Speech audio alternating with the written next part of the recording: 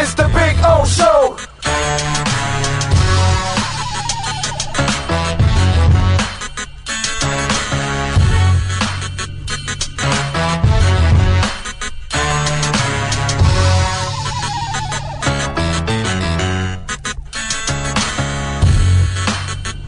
This is the Big O Show.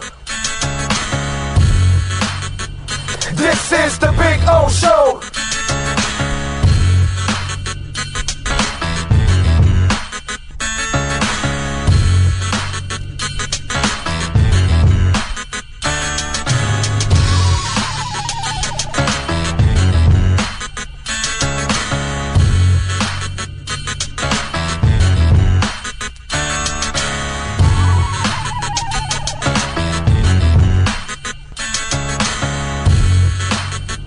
This is the Big O Show. This is the Big O Show. This is the Big O Show. Just one place sold the most Acura models in the last 17 years. Acura of Pembroke Pines. Drive a new 2025 RDX for $19 a month during our 17th anniversary sale.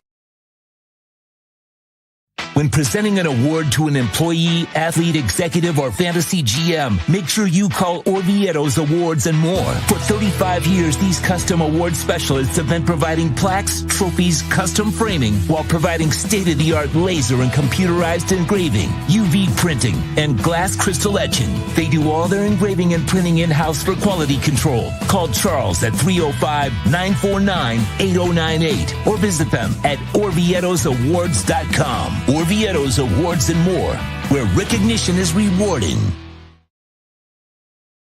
For over 16 years, EJDconstruction.com has provided South Florida residents quality craftsmanship, accurate project management, and exceptional service. That's why EJDconstruction.com is an A-rated member of Angie's List and the Better Business Bureau. When you're looking for the right custom home builder for additions or home remodeling, please call my friend Eric at 305-433-4843. That's 305-433-4843 for EJDconstruction.com.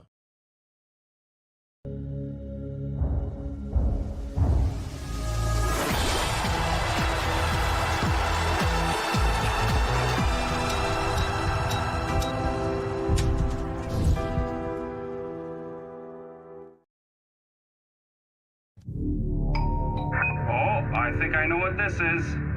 Houston, we have a package. Hello? No matter where you are, the Sloman Shield Home Security System guards your home. With next-gen perimeter protection, 24/7 monitoring, and interior motion sensing. And right now, get a free Sloman Shield security system and doorbell camera, all professionally installed, for free. Shield your world, the Sloman Shield. Just one place sold the most Acura models in the last 17 years. Acura of Pembroke Pines. Take $10,000 off a 2025 Acura MDX during our 17th anniversary sale.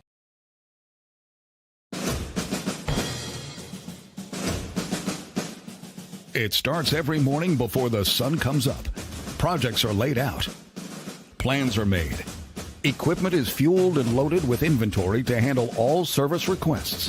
Orders are given to an army of skilled landscape maintenance professionals, certified arbor trimmers, irrigation technicians, and licensed pest management experts who fan out to communities and businesses all over South Florida. Experienced, on time, and dependable. Our staff is fully trained, licensed, and insured. Contact us by phone, email, social media, or through our website to answer all your landscape questions. We are Cutter's Edge. Total Landscape Solutions. After 40 years, the Big Cheese Miami is still producing great Italian food. They started in 1984. Since then, they've been winning awards while being voted the best inexpensive Italian restaurant in Miami. Visit them for great food, amazing service. Witness the decades of Cane's memories. The walls are like a Miami Hurricanes Hall of Fame. The Big Cheese delivers anything on its menu or party platter menu to your home, office, or even a park for a picnic. Located at 8080 Southwest 67th Avenue, Miami. Call 305-662-6855. TheBigCheeseMiami.com, where they serve large portions at family prices.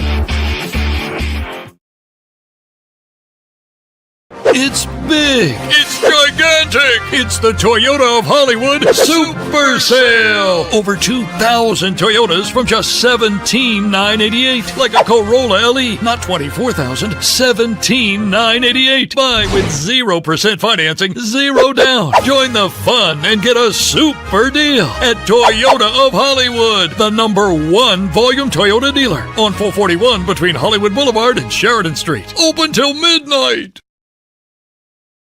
When it comes to your smile, confidence is so important. At Moody S Dental, they provide the services to get your smile back. This family-run practice prides itself by offering the latest technology to give your family the best experience possible. Moody S Dental has been in business for over 30 years with offices in Hialeah and Plantation. They accept most major dental insurances. They provide free new patient exams, 20% off select treatments. To qualify, please follow us on Instagram at moodys.dental. Moody S Dental has been in business for over 30 years. To schedule an appointment in Hialeah, call 305-821-0231 and Plantation 954-692-6825. From Invisaligns, dental implants, same-day crowns, and the preventative care and preservation to get your smile back. Go to moodysdental.com to find out more and tell them Big O sent you.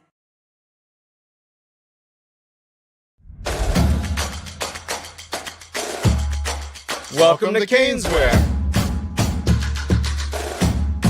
New store, new items, same great experience. Family owned and operated since 2010, Caneswear has the latest merchandise from the Miami Hurricanes, Miami Dolphins, Florida Panthers, Inter Miami CF, and more. Come visit us at our store in Davie on University Drive, just south of 595, or online at caneswear.com. Caneswear, the spot Miami fans shop.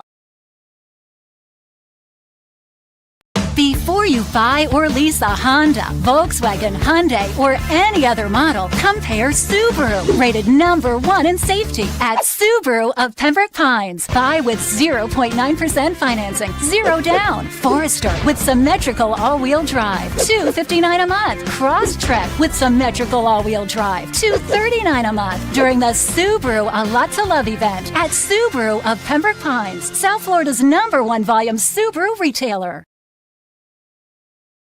If you're looking to take your home or business to the next level, then RM Contractors can assist you. RM specializes in new residential turnkey, new commercial turnkey, home and office remodeling. Call them for free estimates. Serving all of South Florida, licensed and insured. Call Ray, 305-345-3649. You work hard to create the perfect atmosphere. You dream it, we'll build it. RM Contractors, 305-345-3649. Or Instagram at RMC Fisher Island.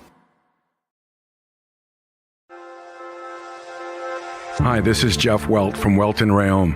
Dan and I have been in business together for over 22 years. We're not your typical lawyers. When Dan's not working in the office, he's flying his stunt plane. When I'm not in the office, I'm either getting tattooed, bowling, riding a motorcycle, or going to concerts. We might not be your typical attorneys, but we are aggressive attorneys, and we'll do whatever it takes to get you what you deserve. Consultations are always free. Call us anytime, 24/7. Welt & Rayom can help. Just one place sold the most Acura models in the last 17 years. Acura of Pembroke Pines. Drive a new Acura ZDX, $439 a month during our 17th anniversary sale.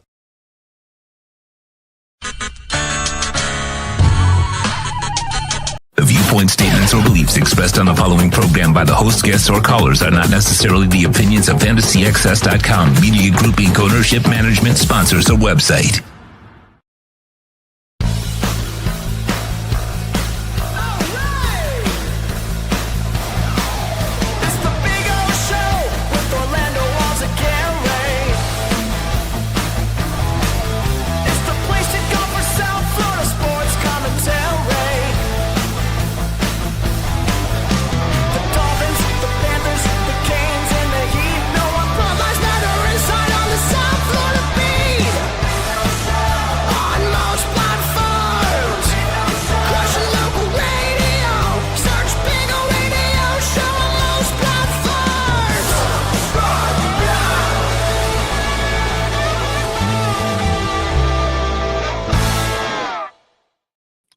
Alrighty.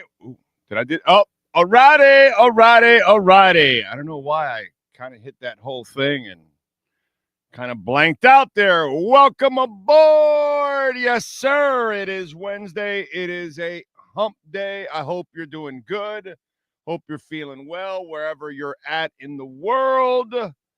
Appreciate you all tuning in. If you're watching live, bless you. Thank you very much. As always, don't forget to smash the hell out of the like button, or if you're watching later or listening later or whatever, we appreciate it. Thank you.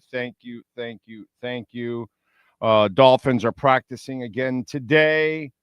I see where Malik Washington has the orange jersey. We'll keep you updated. We tell you a good practice is what? A day without injuries. A bad practice is a day with injuries, and Tyreek Hill is not practicing due to an undisclosed injury. And we don't know what that undisclosed injury is. We won't find out till the next day, or, I don't know if it'll get out or whatever. We'll find out. Hopefully it's nothing serious.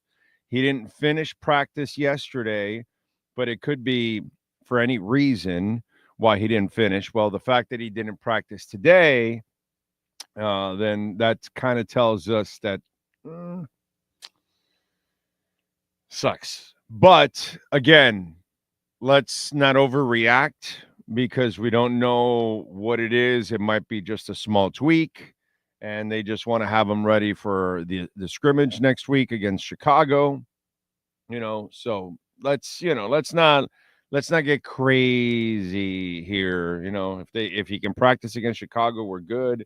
If this becomes an issue, then we shall see. But before we react in a crazy fashion or anything like that, let's first wait for why isn't he practicing. Okay, it might be a little minor thing, but these are the things that I worry about with training camp. Okay, this is why I don't even mind. I'm glad that they aren't burning out Phillips and Chubb either, because you don't need to. You got to play them in the regular season, and then if they can stay durable during the regular season, then we're off and running. We're having some fun, but you just got to get them in somewhat football shape to get to week one. You know what I'm saying? So we'll see what happens there. But that is the news right now with Tyreek Hill, that he is at the moment. I don't know. Have you seen anything, Sean, just out of curiosity? I doubt that anybody is, unless his agent's going to say something, which that's not going to happen right now. Okay, so it's not like he has his propaganda segment on 7. So that's not till Sunday. So if this thing, lingers, and then we'll find out. But at the moment, let's not overreact. It might not be a big thing. Let's wait till we actually get some real information. You don't got anything, right, Sean? I doubt they're going to have anything. And the Dolphins are definitely not. Look at the whole Waller situation. So they don't have to tell you anything at this point in time. So it is all good in the hood. Don't forget BigCheeseMiami.com, proud sponsor of our program, 8080 Southwest 67th Avenue.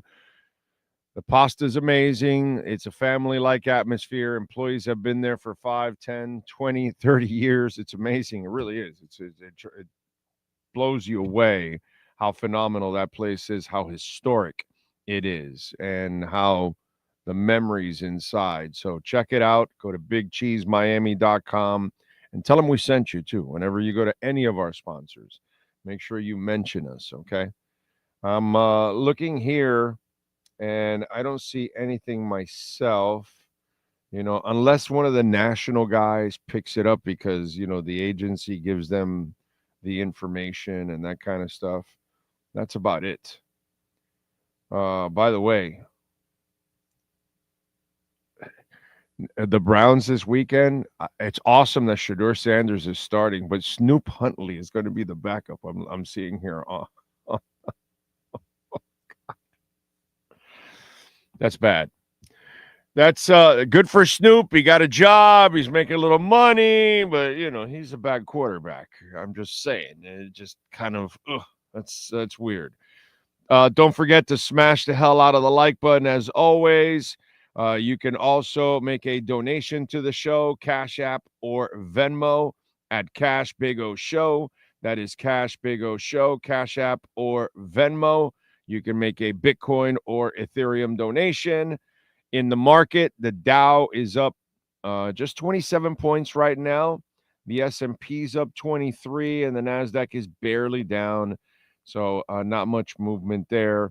On the Bitcoin front, Bitcoin is over 114 right now.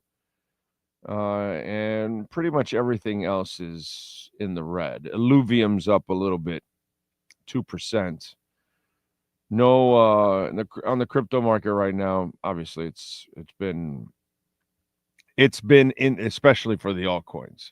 Bitcoin had a minor dip, but the altcoins obviously took their dip, which, act accordingly. It's up to you guys. Anyway, we got that going on. Of course, we got the amazing Sean Stanley mastering the platform as always. Malik Washington gets the orange jersey. Tyreek Hill not practicing. Now, let's get to an interesting and twisted issue. And I've got another one for you that we got to think about. But first of all, Waller. They don't have to tell us the injury, but he's got an injury. Something's going on, because today he was asked about Waller, because today when Mike McDaniel had his press conference, asked about Waller, he goes, well, I don't know if we want to get his first practice in when it's a scrimmage against Chicago that's coming up now. Well, dude, that's what the last couple of weeks were. To get him involved in the first couple of days without any pads, have him run routes, all that kind of stuff, then put on pads, then start having days with pads, days without pads. He's an older player. You can give him some days off. So now we're at a point where you're bullshitting us that, well, we can't get him in because, his first practice is going to be bro, this guy's 33. This guy has played in the NFL. We're not talking about a slapdick that's never been in the NFL. We're not talking about some journeyman that's hung around 3 practice squads the last 3 or 4 years. We're not talking about a kid you just drafted out of college.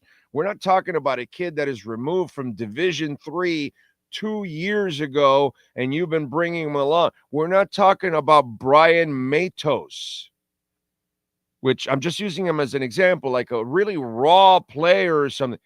All those examples I gave you, I've been around for a while. Okay, I can kind of understand what's going on. Birmingham Airport shuts runway and puts flights on hold due to aircraft incident. Anyway, so I can understand all of that, but that's not the case here. We're talking about a guy that was doing crazy ass workouts. He is in wicked shape. And then all of a sudden he gets here and he's not ready to do simple practices. So either he's injured or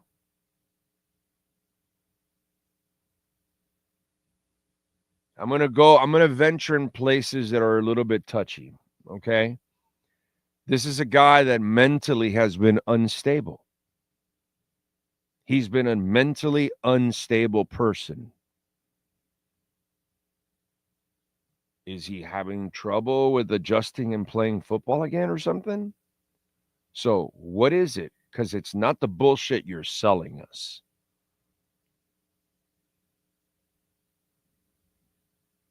Okay? It's not the bullshit you're selling us. I've been around the block 100 times. So that doesn't fly on this show. Okay? You know, everybody else may have to play some game. I don't have to play this game. And I don't play the game. So you're bullshitting me. You're absolutely lying about Darren Waller because everything you're describing is completely the opposite. You had your chance to put him in situations. If he's injured, say it. Hey, he's injured, you know, we got to, you know, okay. And I get it. Maybe they don't want to say he's injured because, oh, well, then now this is the bigger version of Odell Beckham, which it kind of is.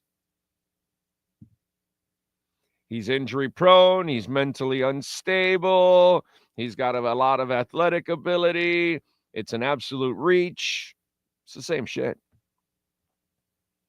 Same shit. So either you don't want to admit that this guy, you're working on his psyche and try because somehow he has psyched himself out of, oh, I'm not ready yet. I'm not ready yet. I'm not ready. And so you're bullshitting everybody else and trying to buy time, or he's injured. One of the two. It's one of the two. That's where I'm at with the Waller. It's not what they're telling you. Because what they're literally telling you makes no sense. Because since you said he's not injured, you could have had him in for the last couple of weeks in moments where you had no contact, no nothing, and he could run routes and do all that. You're not doing it. So that tells me there's something either mentally going on with the young man or he's injured. But, you know, the bullshit you're selling, I'm not buying. I'm not buying, and I'm going to make sure that the people that tune into this platform are well informed and educated and make sure that they aren't stupid and, you know, follow the sheep, you know, because what you're telling me is a lie. You don't want to tell me what's going on because you don't have to, but soon you will. If you can't get him on the field, soon you're going to have to open up, or he's going to have to open up. You know, if he's having some personal issues, then hey man, then okay. You know, I get it. You kind of want to dance around it at the moment. You can, but eventually you're going to have to come clean. And you're going to have to make a decision, because if this guy can't take the field now, he's not going to be ready for week 1. Let's talk about that. So this guy can't practice when it's the easiest part of the football season, but he's going to be ready for week 1. That's the bullshit the agent's selling me now. And that's the bullshit the Dolphins are selling me. Come on, dude. I'm not believing any of that. I'm just not. You know, none of it makes any sense whatsoever. When he said today, well, you know, we don't want his first practice to be a scrimmage. Dude, this is not a slapdick. So you could get him out there and start practicing him. You don't even have to have him facing physical. You can have him in individual drills. You can have him on one-on-ones. And then if you want to, you know, down the line, you start getting him in, but you're not working him in that at all in any way, shape, or form. So that tells me there's something more to it. Either he's injured or mentally he's having some kind of a block, and why he can't, because this doesn't make any sense. So I'm just going to speak my piece, and I'm going to tell you what I think, because I just go by logic and my experience of doing this thing for 3.5 decades. There's no way that anything you're telling me makes any sense. Just like it doesn't make sense if you're looking for a Toyota, you want to go to the number one volume sales dealership in the Southeast United States, and that's Toyota of Hollywood. And right now, by the way, the Camry LE sedan, you can get it for $299 a month, 0 down right now, 36 months right now. Get down there, 0 down. Take advantage at the number one volume sales dealership. They've got over 2,000 vehicles in stock, over 1,200 new Toyotas in stock. That is awesome. So if you're going to go look for a Camry LE sedan, you're going to have several colors. If you want a Camry hybrid, you're going to have several colors. If you're looking for a Tundra, you're going to have several colors. That's the beautiful thing about it, man. You want a Prius, you're going to have several colors, several styles. No, I want the one with sunroof. No, the one without sunroof. You're going to go to some dealerships and they got 3 or 4 cars. When you've got 2,000 cars in the lot and 1,200 of them are new, you're going to have a large selection. Even Supras, which are tough to get, you're going to have a few to pick from also. Some Toyota dealerships don't even have a Supra. Okay? Well, Toyota of Hollywood, you're going to be able to find all the vehicles and a large selection. And by the way, all under roof. So even if it's raining or it's hot and you got to get that vehicle, but you go, oh man, today's not the day. No, it is at Toyota of Hollywood every day. Because you're going to walk in, everything's under roof. You've got like 7 floors. I don't know, it's like 3 or 4 floors of just cars. And then they'll take you to the different floors and you're away from the heat and away from the rain and all that kind of stuff. And you can check out the vehicle. So trust me, tell them that Big O sent you. Herbie Lopez does a phenomenal job there at Toyota of Hollywood. And they are on 1841 North State Road 7. Right on 441 between Hollywood and Sheridan. It is Toyota of Hollywood. Let's get to our 3A Graphics sports calendar. Tonight, plenty of football action. We got the Leagues Cup. Inter Miami taking on Puma at Chase Stadium. No Messi. How many empty seats will there be tonight? Also at 7:30 in Hartford. It's the Hartford Athletic taking on the Miami FC. They hit the road. The Miami Heat, they have some issues as a former Heat employee has been charged with stealing over $2 million worth of game-worn jerseys and memorabilia. Marcos Thomas Perez, a former cop, has been charged. We talked about this story, and great job by Amin El Hassan. Getting that story, man. That's sad. Rams QB Matt Stafford, aggravated disc in his back. He is week to week. Keenan Allen signs a 1-year deal with the LA Chargers worth $8 million. They needed a wide receiver. This is a really good signing 7 years ago. The ESPN and the NFL Network have teamed up. So ESPN absorbs all of NFL Network programming. Meanwhile, the NFL Network absorbs 10% ownership of ESPN. Way to go. Objective programming you're going to get from ESPN, huh? Nice job. And in Dolphins land, Tyreek Hill is not practicing today with an undisclosed injury, and Malik Washington is wearing the orange jersey. That is your 3A Graphics sports calendar. Reach out to my guy, Alan Blanco. Custom printing, embroidery, 786-618-1443. All right. Today, by the way, is day number 18,833 since the Miami Dolphins lifted the Vince Lombardi trophy. Let's do a little roll call here. Let me see what we got on the chat board. Thank you all out there. Don't forget to smash the like button. NorCal is in, ready to go. The Waller and OBJ situation feel exactly the same, especially when they're misleading you and not telling you exactly what's really going on. Dolphin Dave, looking forward to the young guys. Jeff in Long Island. Jamie Zorria, once again in Mexico. Nyborg out there. Though I wear a shirt and tie, I listen to the Big O on the sly. I like it. Thank you, Nyborg. Very kind of you, sir. Akaris 1 is in. It's smashed and ready to rock. James Vivinetti, Alexis Palenzuela, Cosa.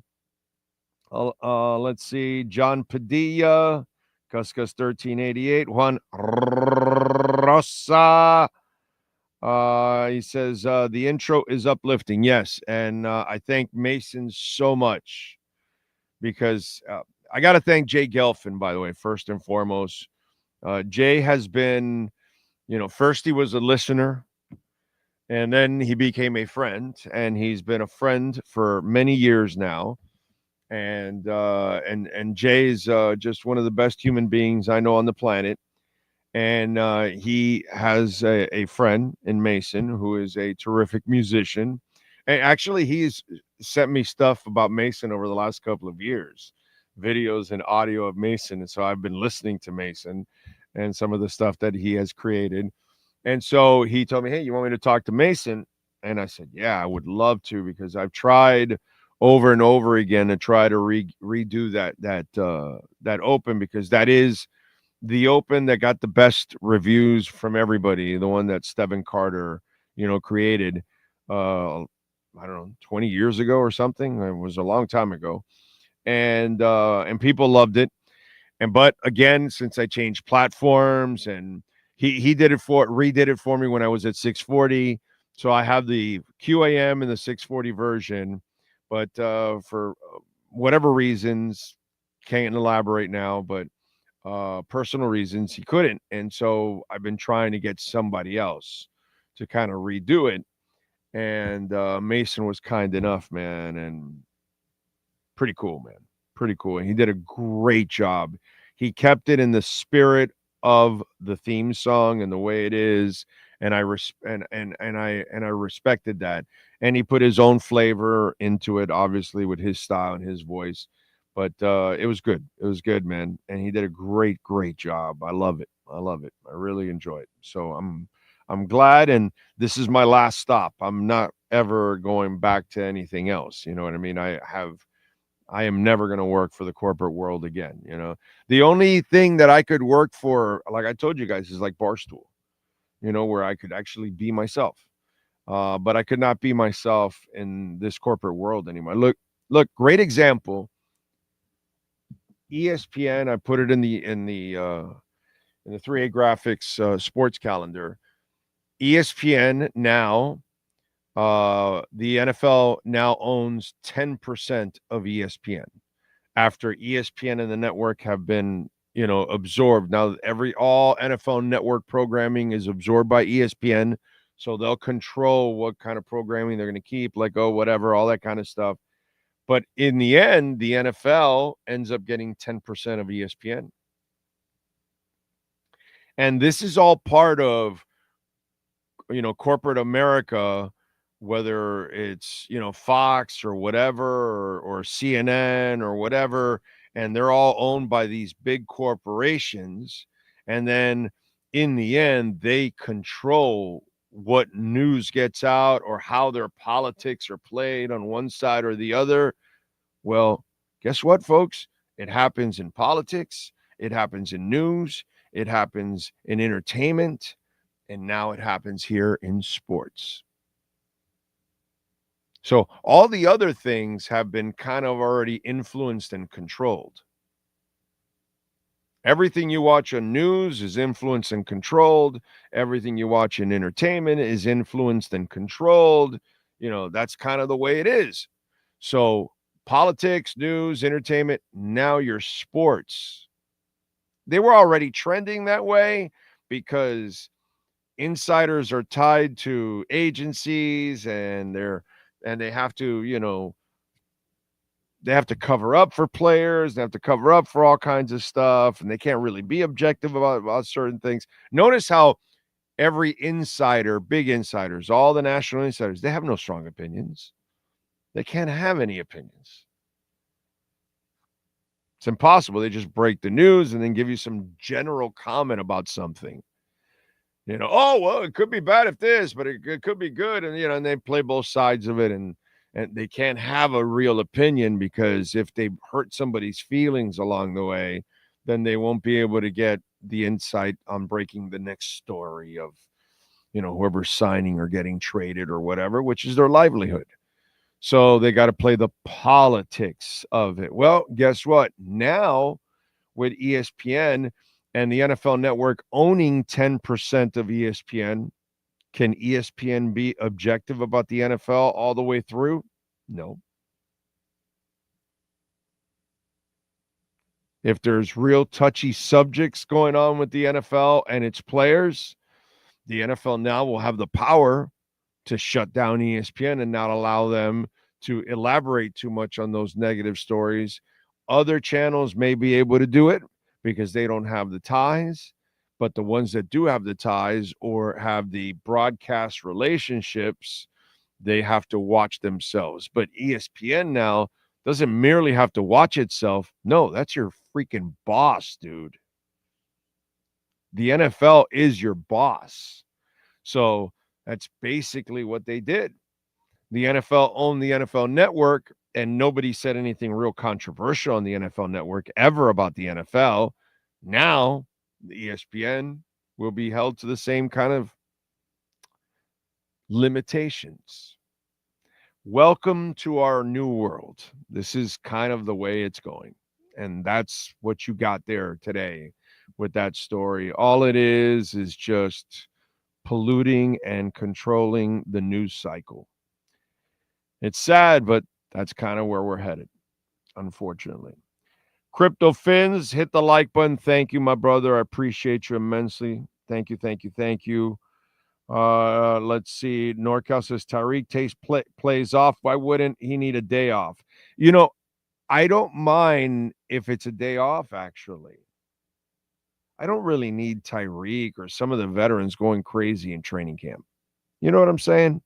I'm fine if they're just resting. Now, if you have an injury, that's where it's a little bit of a concern because you just hope it's not serious. You hope it's something small and you can move on.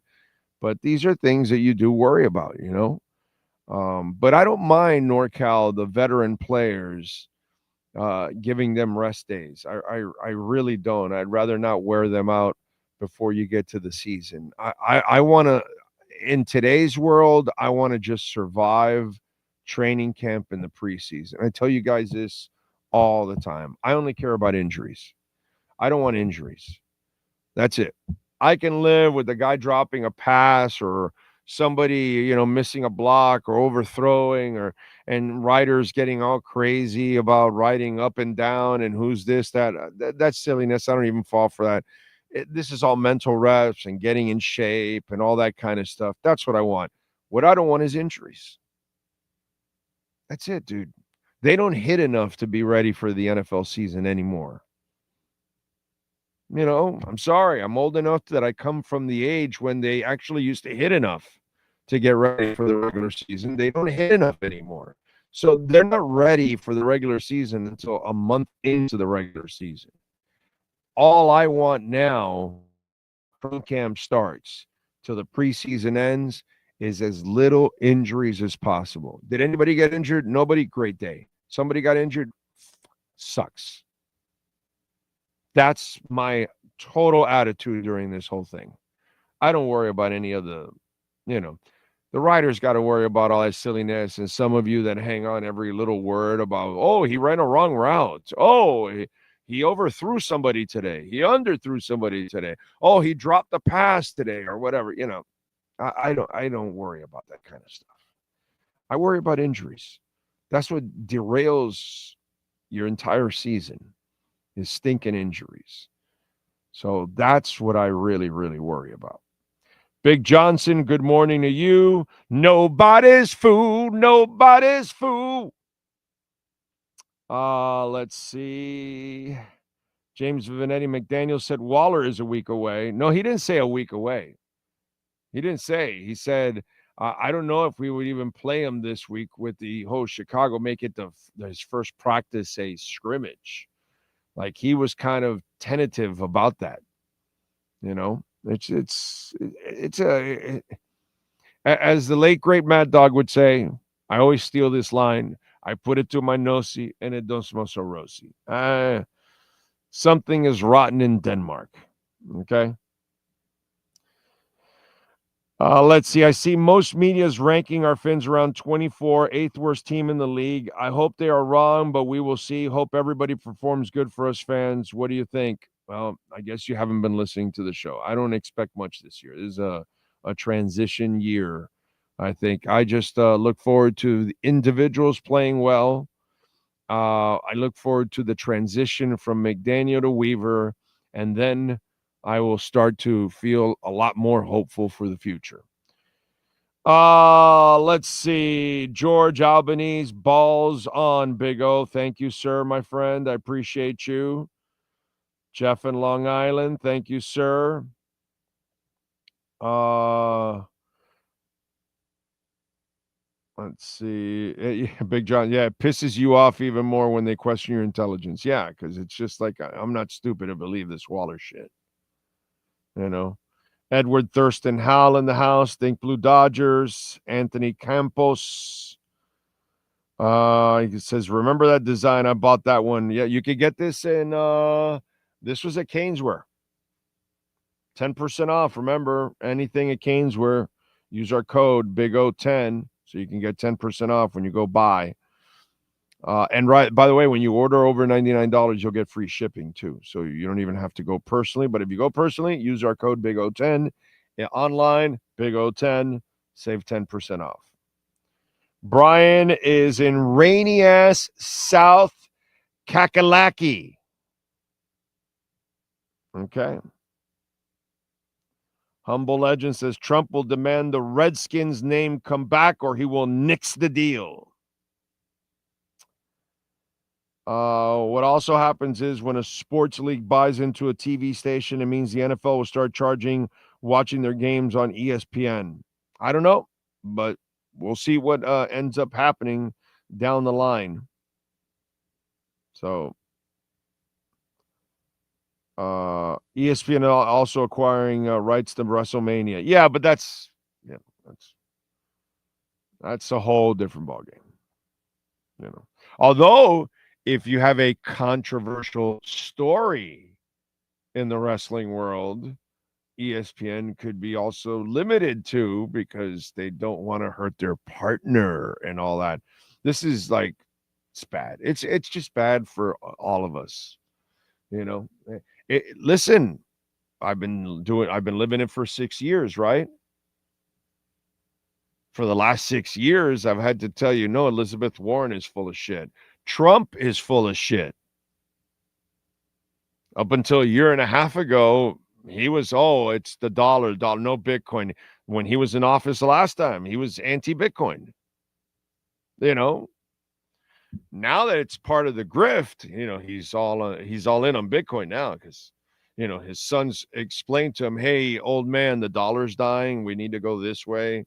And he's like, oh, I see. The grift is over here. And so now he's getting it now because like anybody picks up on it. But it's the same thing. I had to fight that FUD telling you that Biden's full of shit or Trump back in the day or Elizabeth Warren or Gary Gensler or Jamie Dimon. As I've told you for years, that Jamie Dimon was a liar about Bitcoin, his European arms buying Bitcoin, and now he's one of the biggest owners in BlackRock's Bitcoin ETF. It's what they tell you in the media is not what they're doing behind the scenes. That's all. And this is in every form of everything: financing, politics, entertainment, and now sports. So it's up to you to be smart enough to be able to read through the bullshit. You know, like I was telling you yesterday with the stupid jeans ad, and they're going crazy for a hot babe in jeans. Like when I was young, it was just Brooke Shields, a hot babe in jeans. That's all it was, because that's how you sell jeans. But not in this world. We want to try to mess with you all and make it all a political thing, which is stupid. You know? So that's why I say the ESPN NFL thing is it's disgusting. It's disgusting.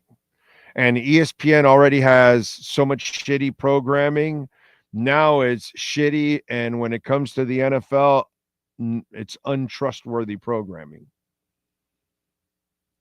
So, what are you going to do?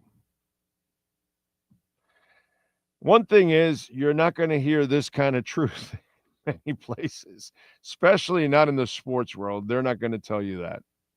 I used to run into it myself, working for corporate America and working at QAM. I used to see the politics in it. I gave a big middle finger to it every single time. They knew that I wasn't going to play that game. And so, it is what it is. I really am shocked I lasted 30 years. I'm shocked. I lasted 30 years. The way I do things, I am absolutely shocked I do. They don't want people like me to tell the truth at all. They don't want people that are just brutally honest. They don't want that at all. They can't handle that. So it's tough, man.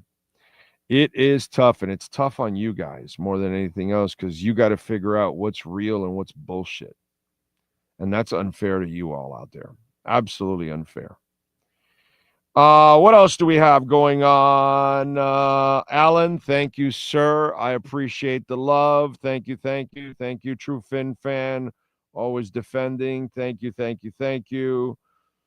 What else?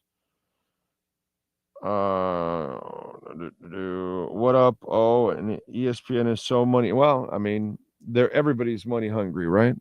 I mean, we all need money to survive, dude. So the power game is everywhere. Can I run something by you guys?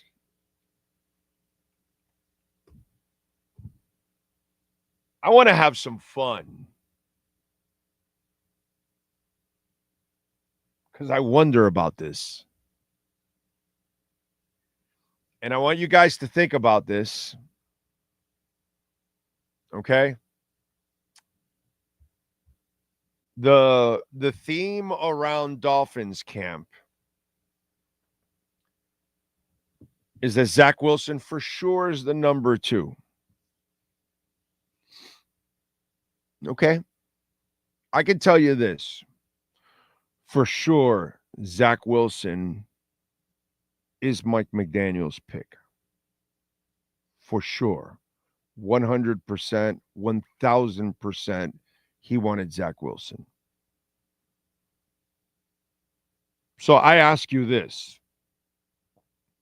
Now that we're, 4 years in already, do you trust Mike McDaniel's opinion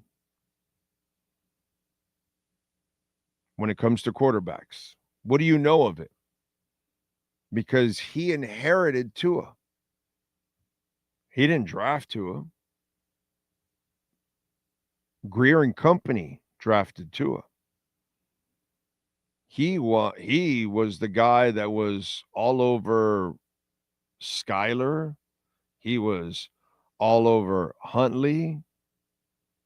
And now it's Zach Wilson. So he could have gotten rid of Skyler the first year when he sees him. Yay, nay, no, he got him and kept him for 3 years. And then Huntley, he didn't even change the offense thinking that Huntley could run that offense. Didn't change it till the last week when he actually got injured. When he injured his shoulder, that's when he started running the offense that Huntley should be running more than, So now am I supposed to trust him with Wilson? And then if you watch the way, obviously, the reps are going, Zach has the inside slot. Yet, when you hear and listen to the media write about it, they all marvel about Quinn Ewers' throws and his accuracy and all that kind of stuff. I'm just going to throw this out there. Okay.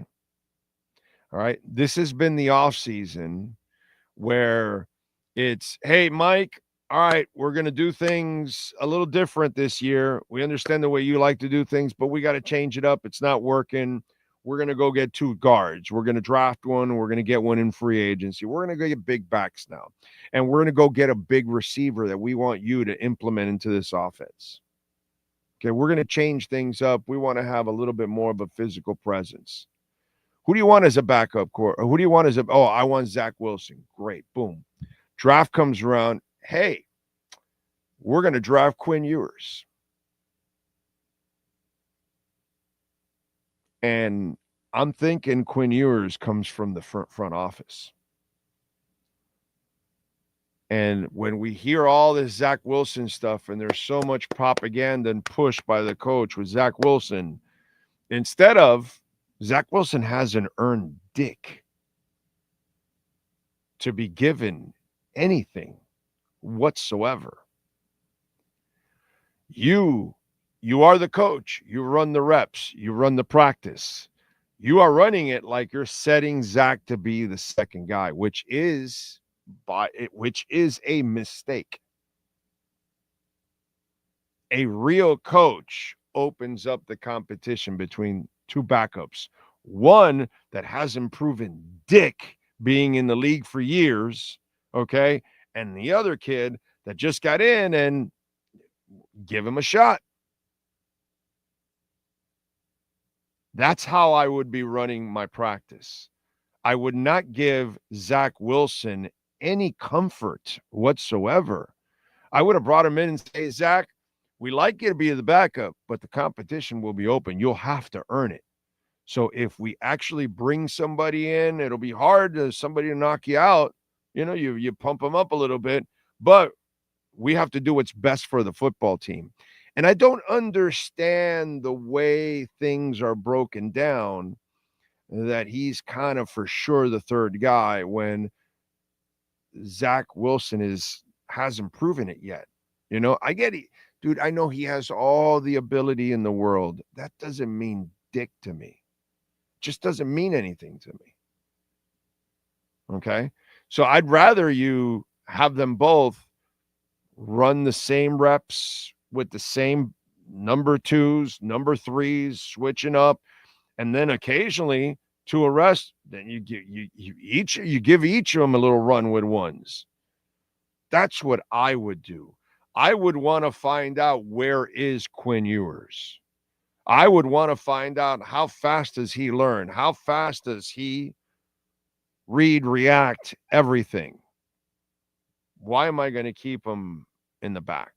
So I just wonder, I'm just throwing it out there, in an offseason that I think was more led by the front office, and I think Chris Greer gave it away when he said in the press conference one time, well, I think I have leaned a little too much to my coaches. Well, this offseason is not a Mike McDaniel offseason. Okay, because he's stubborn as a mofo. Have we not learned that? Have we not learned that guy doesn't learn, and he does the same shit over and over and over? So you're going to tell me in this entire offseason he finally said, no, let's make an investment in guards. Let's go get big backs. Yeah, no, let's go get Madison, and we'll draft the Ollie kid late. Yeah, no, and let's go get a big receiver, because I love incorporating big receivers in my Oompa Loompa offense. This offseason smells nothing of Mike McDaniel, but Zach Wilson does. Zach Wilson does. Okay? Zach Wilson does. The guy that now he's learning how to throw anticipatory now. Well, the guy you drafted already throws anticipatory. And by the way, just because you can have a lightning of an arm, which he does, doesn't mean you can be an anticipatory thrower. That's a different skill set. That's a different feel to the game. And, you know, when you hear, I read, I forgot, somebody wrote it, oh, Zach was on fire yesterday. Well, there's no pads. You play so loose when you know you'll never get hit. And in practice, the QB never gets hit. And if you're playing without pads, oh my God, it's even, there's no chance of any real traffic in your way. At least with pads, guys get in your face. They don't hit you, but they do create problems for you. Without pads, whatever. The quarterback knows he's never going to get hit. It's, flag football. So you're going to be following through and all that. You don't play with that same kind of confidence when there's pads and hitting and people flying around and you're seeing it and you got to read and react and all that. That changes. I really wonder about that too. In an off season that I kind of read, it smelled more front office said, no, enough's enough. We got to do things our way. This is kind of, I wonder the quarterback thing. Like, okay, hey, who do you want to back up? Okay, great. All right, we're going to draft somebody. And I feel like the Quinn Ewers pick is the front office pick. And I think Zach Wilson is like his last stance, because I believe this is Mike McDaniel's last stance, because there's no way in a year that you didn't spend and you sent picks to next year and all that, you have the possibility of having a mediocre year and you're going to turn around to your fan base and say, we're bringing Mike McDaniel back now. Mike McDaniel will be sent out to pasture some point this season and Weaver will take over. And then you will have your new guy. But we'll see. We shall see. We shall see. I was having fun with Chris Perkins yesterday on Twitter with that, because of course it's very conspiracy theory-ish, right? But what can I tell you? Where are we now? In what kind of a world that this kind of stuff unfortunately does happen, and they're in a rock and a hard place. So I kind of feel they're going in that direction. Where are we at, by the way? Markets got any better? Dow's up 81 points and the S&P's up 21. A little better. A little better.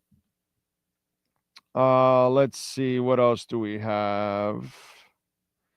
He picked Tim Boyle. I don't trust McDaniel as far as I can throw him, but I'm optimistic about Wilson. Okay. I'm not optimistic about Wilson. The Dolphins had Sanders staring them in the face to draft him, but they dropped the ball. I like Ewers as well. I mean, I'm not saying that I like Ewers. I only like Ewers to give Zach some competition. That's it. At least that. That's all I'm saying. Open it up. It's worth opening it up. It's not like Zach Wilson has earned anything, dude. That's really my point. Like, why is he given the number 2? Because he's a failed first round pick? Is that why? Yeah, I don't know. Let's see. We will have to wait till the end of the season. I hope Tua doesn't get hurt. If he does, Zach Wilson will go in. And if Wilson doesn't work out, McDaniel better be quick in putting Quinn Ewers. Or they might be putting McDaniel out to pasture at that point, too. $6 million third string. He should have never gotten that contract. $6 million third string. What's that mean? I don't think Quinn Ewers gets paid that as a 7th rounder. What does that mean? I don't understand. Justin, I don't understand that. Oh, if Quinn beats him, then he drops to 3rd and it'll be $6 million. I think that's what he means, right? Did I pick up on it? I don't know. Maybe, yeah, that's it. Okay. Yeah. Well, but hey, look, it just becomes another indictment on McDaniel and another reason why you need to move on. That's all. Captain Saki, good morning to you, sir, in Tarpon Springs. What else? Ewers' release time is similar to Tua. We'll see. I just would like to see them both compete. That's all. I don't think that's really much to ask, to have the two backups compete against each other. I would put them both through the ringer to find out what I have in my draft pick. Besides, are you afraid that the guy you targeted for your free agent ends up looking bad? And that's so. Let's see, Big O. What do you think of the Steelers this year? Former Dolphin, Jalen and Jonnu. Dude, that's old stuff. You need to go back to the old shows. I've already talked about all that. I get you're just tuning in now, my man, but we talk about everything when it happens, and we kind of move on already. So I've talked about all of that, and I've talked about the mess that is the Pittsburgh Steelers, because they are a mess. I saw a story of Aaron Rodgers, and they're showing him going through drills, and he's looking slow, and I'm like, well, dude, he's 40. What do you expect? The Steelers are a disaster, man. That's what they are. What else? If Tua gets hurt again this year, do we draft a QB? Oh, for sure, Jonathan Jensen, for sure. That's why you cannot guarantee any of Tua's money anymore, because you have to pay Tua for 2 more seasons. You're stuck with him for 2. I hope you're stuck with him for 10, 12 years, because I hope the light goes on and the idiot starts playing like he's supposed to, like he played 2 years ago. Just get rid of the football, bro. Make a read. You can easily do it. You have the radar, you have the eyes, you have the intelligence, you have the reaction, you have the anticipatory skills. Bro, you're blessed with all of that. Don't start doing the stupid hero shit. Play like you played last year. If your line's not good enough, get rid of the ball. The day your line's a little better, then you can hold it for another half a second or a second. But meanwhile, play to your strengths, to your line strengths. If he does that, great. But he needs to do that for 2 more years for you to see it. Not 1, 2 more years. Then you can kind of feel, okay, we can move forward with this guy. But since you can't, and not even after 1 year, and let's say he does it all this year, you still can't guarantee any of Tua's money. You got to be ready for him to get back to playing stupid football again, and then you can dump him after the 2nd year. Okay? You need to see a couple of years of him learning that you do not play the game that way. Drew Brees didn't play it that way. Marino didn't play it that way. Brady didn't play it that way. Peyton Manning didn't play it that way. They weren't trying to win any games with their legs. Okay, the other day when I was on Dolphins Talk, I played the game. I think I've played it with you guys before. Hey, so let's go over the memories. All those games that Marino won with his legs. Go. Hey, let's go. All those memories. Tom Brady winning games with his legs. Go. Peyton Manning. Go. Drew Brees. Go. And you're sitting there going, yeah, it doesn't exist. Exactly. They knew who they were. They weren't athletes. They're not football players. They're specialists. Guys like Brady and Marino and Brees and Tua are just like punters and kickers, bro. They're specialists. They're like long snappers. They're not football players. They're specialists. They're passers. Sacao, as Santana would say. It's over. That's what they are. Can a linebacker be too deep and these slow-ass dudes get out in the open field and steal 5-7 yards and slide? Sure, any stiff quarterback can do that. That's when you run. Maybe if you're big like Brady and Manning, you have a couple quarterback sneaks. Okay, whatever, but you're not winning anything with your legs. That's all offensive line winning, That's not you. So that's the funny part. So until Tua understands that he's not a football player, he's not an athlete, he's a specialist. Okay? A specialist. He's a passer. That's it. That's why you've got to show restraint. And I'm glad that they've done that, because I'm a Tua guy, but the part that pisses me off with Tua is when he does shit like that.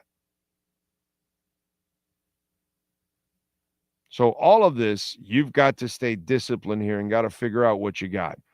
If somehow McDaniel can freak you out this year and completely change and become a good coach, then so be it. You move on with him. I doubt that's going to happen because he's shown us already for 3 years. Last 3 years, he's stubborn as it gets. So you need to kind of keep yourself flexible, and that's what they've done this year. They didn't overcommit to any contracts. They didn't mortgage the future. In fact, they enhanced their future by getting a 3rd and a 5th rounder for the future to add. They've got a ton of cap space next year. They did everything now. It's up to the coach now. They more than invested in this coach over years, and they said it's over. The line stops here. You need to prove more from here on out. And he has it. So we're going to find out. And if not, they're going to move on, and they're going to put Weaver in there.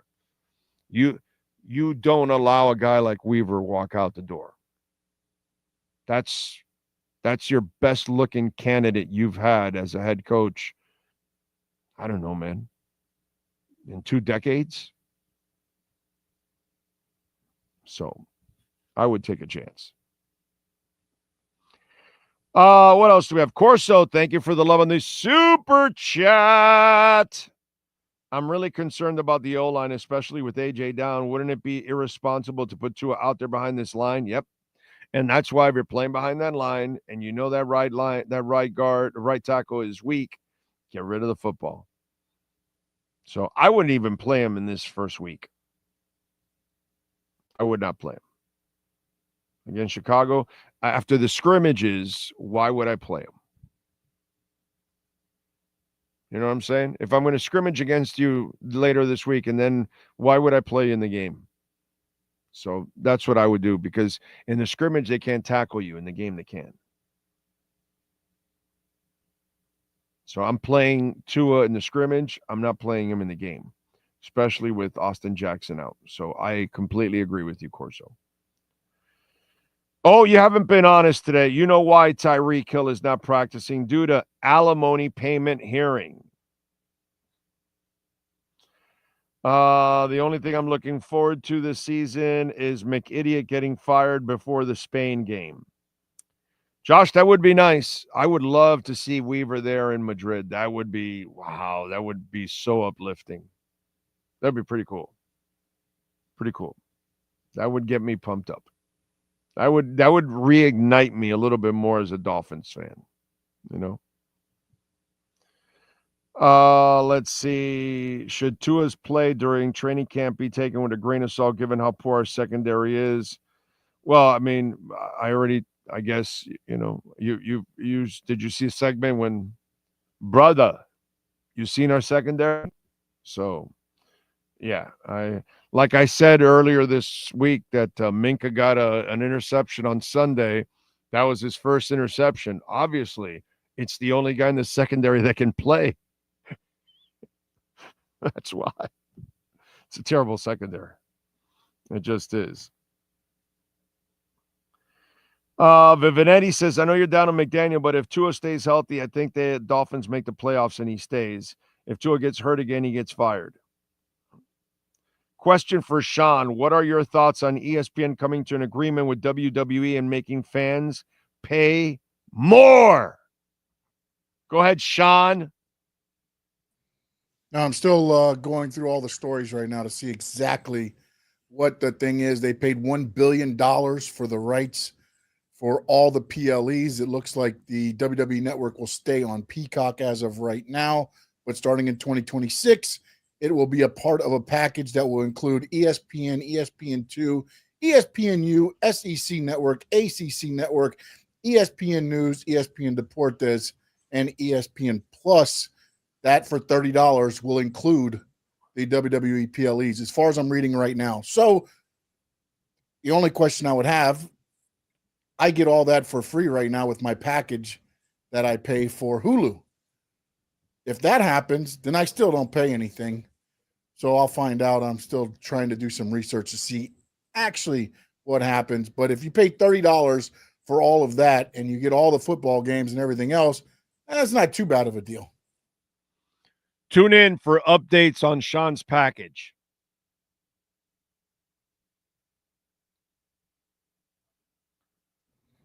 it is huge news.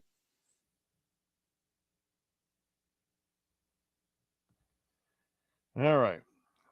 Anything on the reporter front here at Dolphins practice? Are they reacting or overreacting to anything or something out there? Patrick Paul's at the podium now. They're all into trash talking with Patrick Paul.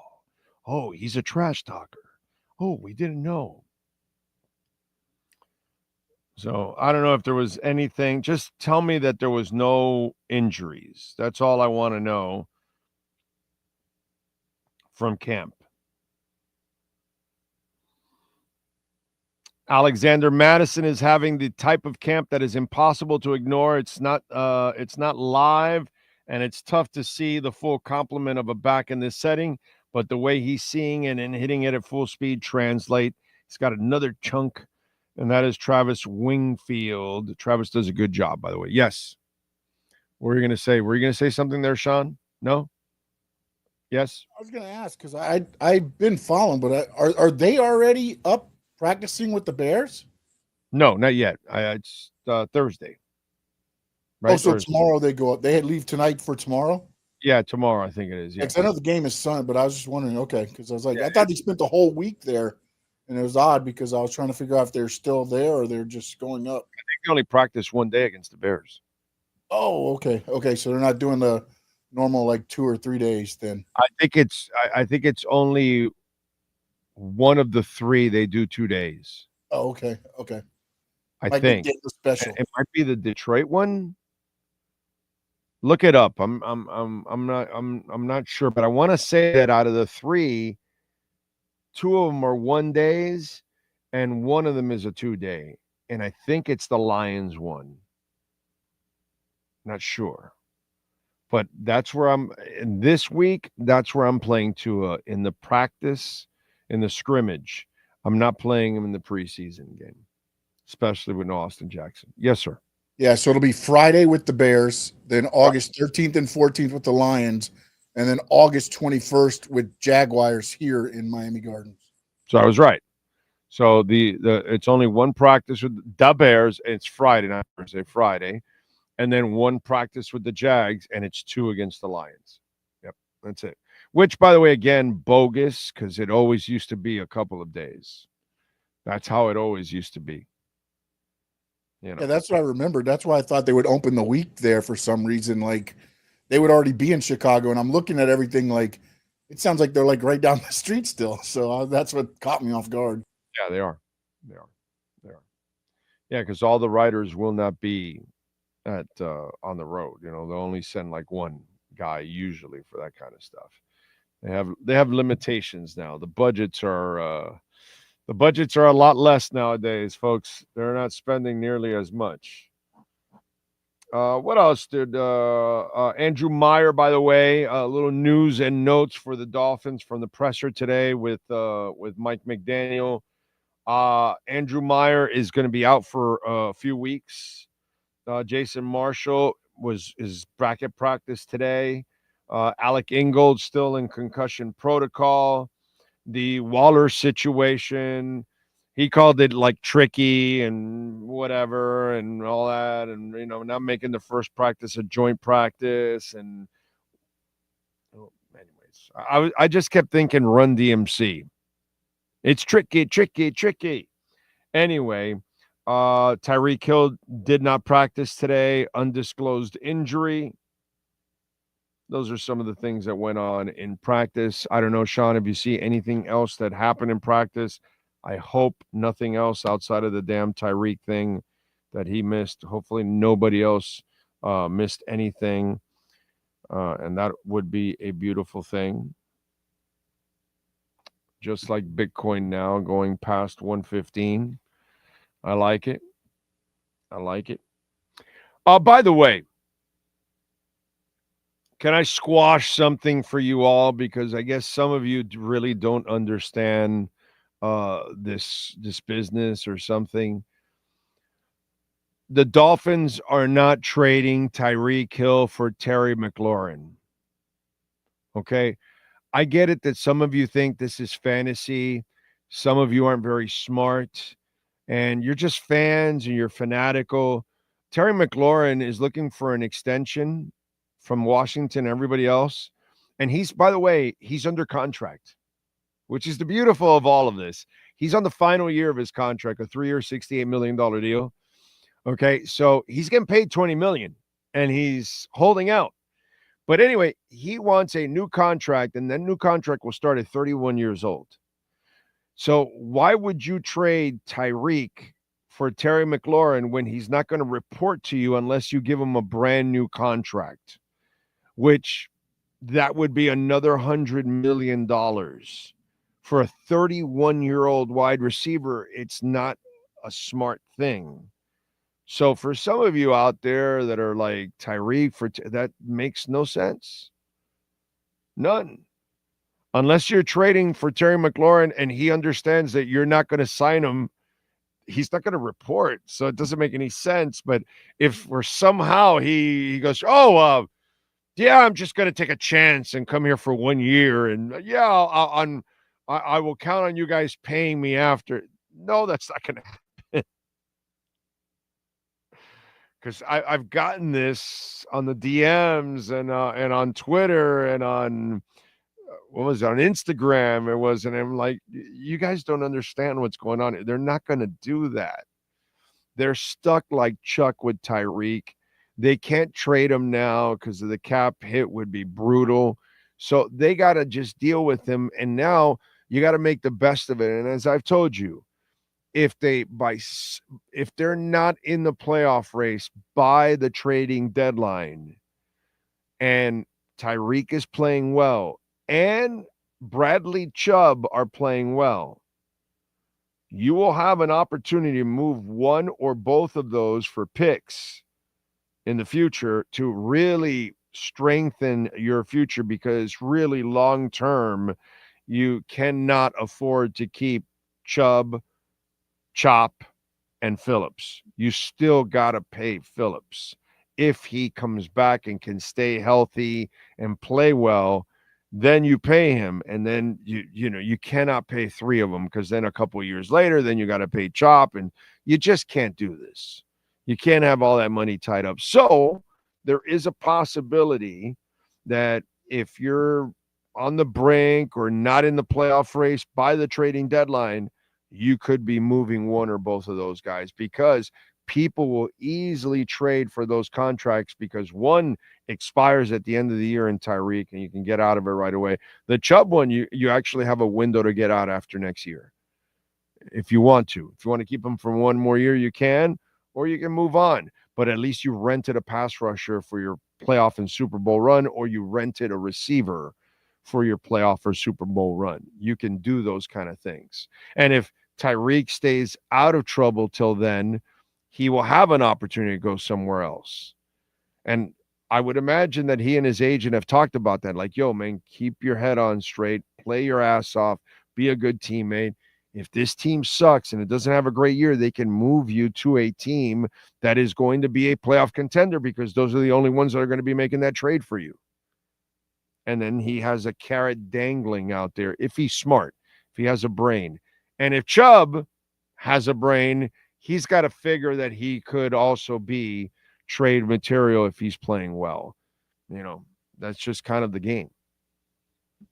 And for the Dolphins and for Dolphins, there's a part of you that, as much as it would be waving the white flag or whatever, really would be what's best for the future. It would be if you trade Tyreek and let's say you get a third, fourth, or fifth rounder or something for him in the middle of the season, at least you got something out of a bad situation. Let's put it that way. That's all. Tua's at the podium, by the way. So, what else do we have?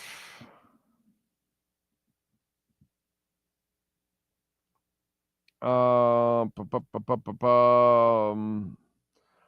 you wouldn't want to see McDaniel speaking Spanish during his press conference in Madrid.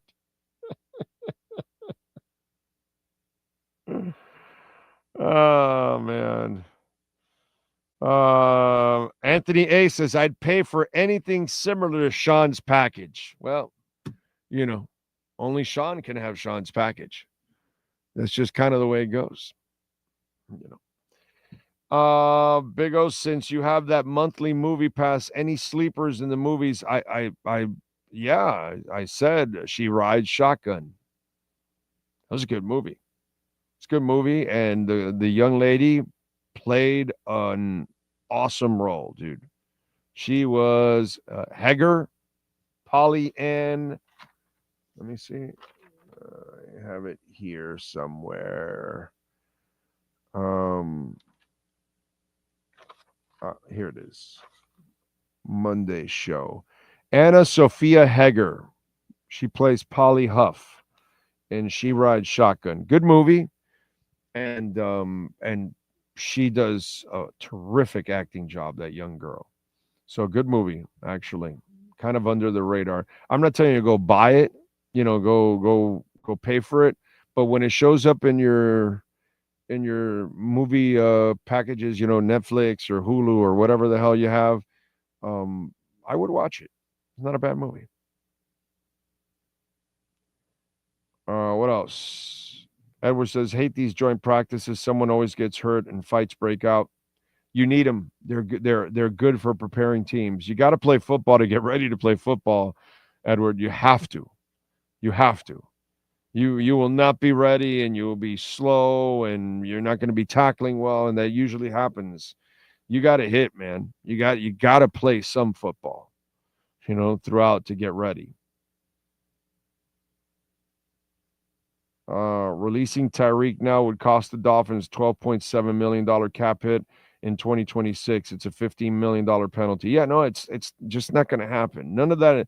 I've been trying to explain this for months now to media members, to fans. They were never trading Tyreek or moving him. They screwed up.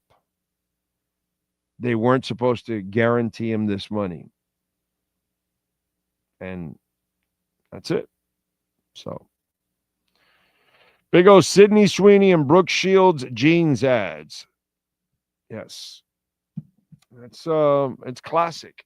Hot women in jeans. Nothing wrong with that. That's kind of the way we like it. That's how you sell jeans. By the way, speaking of the women, what a segue. Women and dildos. The green dildo caper.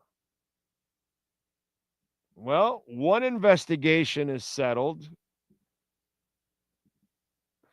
Others are now, others haven't started yet, or maybe will start, but it's kind of funny.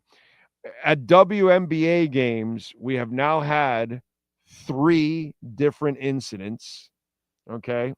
Now I want you to follow me on this. Okay. 3 different incidents where they've thrown bright green, neon green dildos onto the court. Last night in the LA Indy Fever game, they threw the 3rd one. Okay. And it's happened in two other places. Now, they caught one. Police in College Park, Georgia, have identified 23-year-old Delbert Carver as a fan who allegedly threw a sex toy onto the court during a game between the Golden State Valkyries and the Atlanta Dream. Carver was arrested over the incident and is now facing charges of disorderly conduct, public indecency, indecent exposure, and criminal trespass. Now, after being booked into the Clark County Jail, Carver was released Sunday night of an undisclosed bond that is now facing an upcoming court hearing to be determined date. In the affidavit, Carter allegedly told authorities that he was attending a game with a group of friends and that this was supposed to be a joke, and the joke was to go viral.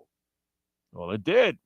The incident occurred in the 4th quarter of the Valkyries' Dream game at Gateway Center Arena in College Park, Georgia. Last Tuesday, the sex toy, a neon green dildo, came flying onto the court in the final minute of the play and caused a brief stoppage.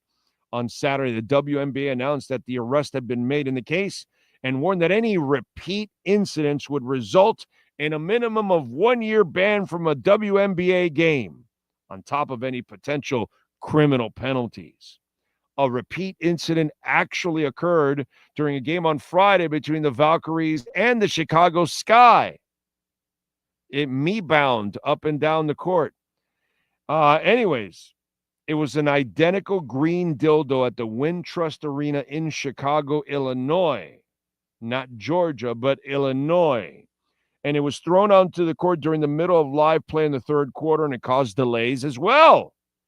ESPN asked Chicago police if an arrest has been made in that case, to which the Chicago police responded, "We don't see a call of service for that incident."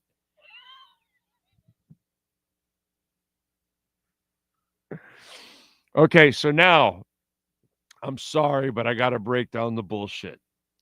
So the tight asses in Georgia, more right. Oh my God, a green dildo. Oh, because do we charge the people for all kinds of crap for throwing octopus onto the ice? No. We've thrown live rats. That's a lot worse than a green dildo. Throwing a live rat into the ice. That rat could have diseases, all kinds of shit, and now people have to pick up that rat and all that. That's gross. Do we arrest them? I'm just wondering. So in Chicago, you know where they lean. They're like, bro, we're not worried about a green dildo. In Georgia, they're tight asses and they're worried about it. And then the other incident happened in California. Are they going to worry about a green dildo? Probably not. Just saying, bro. It's everywhere. It's like savoir-faire. It's pollution everywhere. So, folks, throw your octopus, throw fish, throw rats, do whatever you want, but don't throw green dildos at a WNBA game in Georgia.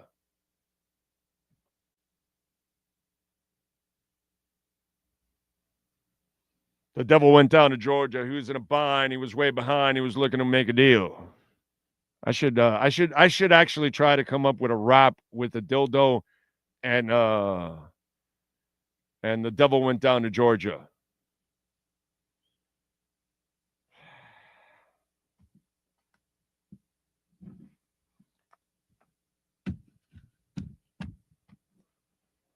Oh, man. It's too funny, bro. It's just too funny. You can't write this shit. It's just like, this is really going on. We're actually going after some kid that threw a green dildo, and they're also disgusted by it or whatever. I mean, give me a break, dude. Whatever. Throw them out or something, but we're seriously charging them of all these crimes. Like, come on, man. It's like a joke now. I hope that WNBA games, I hope they throw hundreds of green dildos at WNBA games now. Everywhere. I hope people sneak into WNBA games simply to just throw hundreds of green dildos onto the court. Now, that's what should happen. It should be Green Dildo Day somewhere in the WNBA, just so their tight asses can get all loosened up. Play on words there. I mean, come on, man. Seriously, we're charging that poor kid with like 3 crimes for that. Come on, man. Oh my God. That's just stuff that you can't make up. Don't forget to smash the hell out of the like button. We got over 120 watching, only 69, even though I like the number, 69 likes. So, you know, those of you that have not hit, you could easily get us over 100 like that. gets the algorithms going, more people find out about the show. But I get it. You don't like me. You don't like Sean, so you don't hit the like button. Okay, that's what it is. You come, you check out the platform, you use us up, and then you just say, yeah, screw you. We're not even hitting the like button. Don't forget, you can also make a donation to the show, Cash App or Venmo at Cash Big O Show. That is Cash Big O Show, Cash App or Venmo. And you can even make a Bitcoin donation, which Bitcoin now is running a little bit. It's over 115,000. Let's see if it starts making a rip, because I think it will be ripping Betty soon. We shall find out. What else do we have going on in the world of sports? By the way, Shedeur Sanders is going to get the start. That's pretty cool. Well, Kenny Pickett is injured. Dylan Gabriel sucks anyways. They're so, talk about the politics of all of that. The Barry guy drafted Sanders in the 5th round. The owner and others picked Dylan Gabriel in the 3rd. You're not going to play Flacco. So Pickett's out. Then Dylan Gabriel's out. They're both dealing with hamstring injuries. So Shedeur Sanders is the starter. And then you've got now Huntley as the backup. And I got to tell you something. You all know I'm a Shedeur Sanders guy. I hope he goes out there and kicks ass. Obviously, whatever he did in the interviews, he must have turned a lot of people off with his cockiness and all that. But this kid can play. He can pass, dude. And he's got a great opportunity to shut a lot of people up and put himself in the driver's seat there. Okay? Because they weren't going to give him the chance. The politics are being played there because they're forcing the Dylan Gabriel when, dude, you want to talk about Cam, then that's fine. That's an argument you can have. But Dylan Gabriel is not better than Shedeur Sanders. And that's insanity. So this is really good. Maybe this is good karma for Shedeur. He needs to take advantage of it. Because if he starts to play well, he shuts people up, and then they have to give him an opportunity because they don't have anybody there anyway. You know what I mean? It's not like Joe Flacco's the answer, dude. Joe Flacco is a backup, and he's like a stopgap to get you by for a couple of games. But you're not going anywhere with Joe Flacco at this point, at this age. Give me a break. Your team has to be extremely dominant in order for you to, really advance with Joe Flacco at his advanced age. Something that Pittsburgh isn't. And Pittsburgh's going to be just an absolute disaster, dude. What a disaster Pittsburgh is going to be. Oh, my God.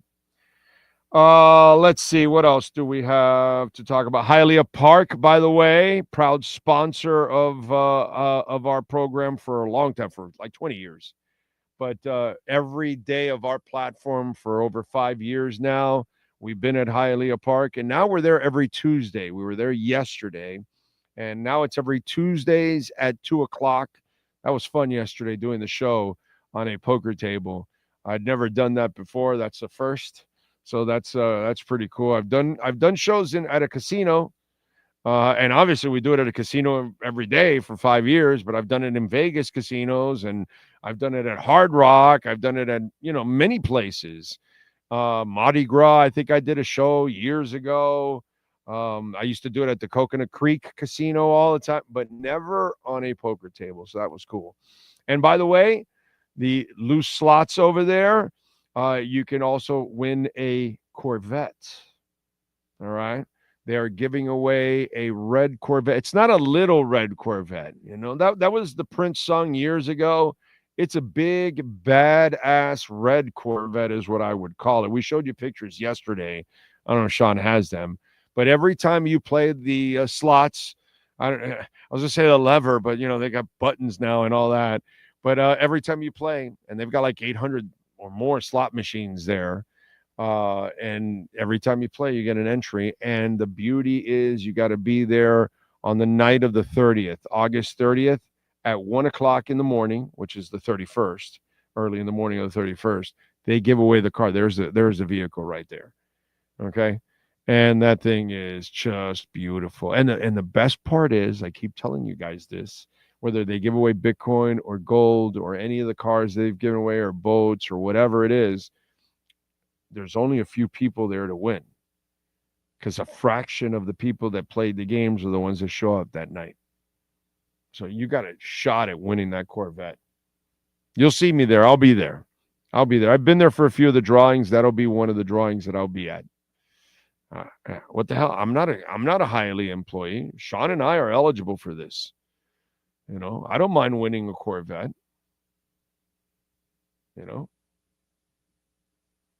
Why not? All right, what do you see here?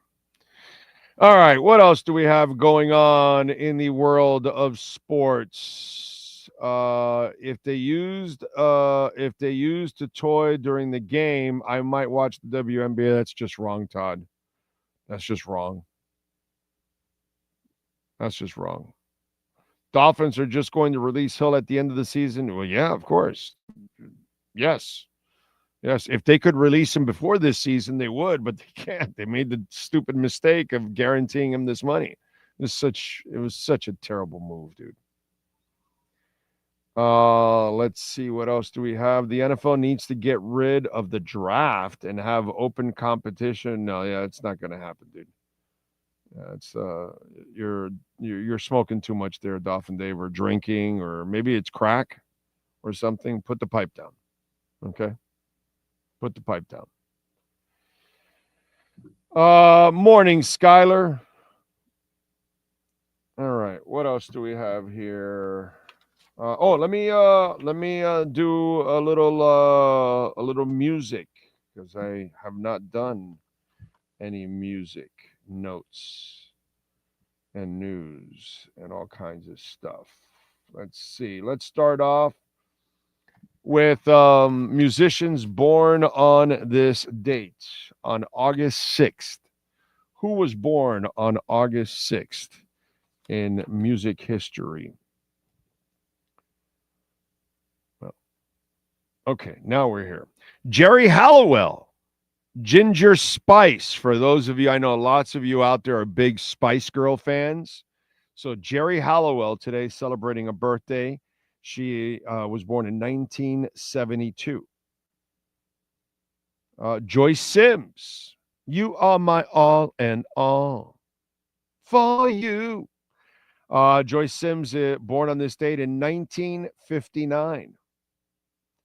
Randy DeBarge, from the group DeBarge, born in 1958. Is he one of the criminals?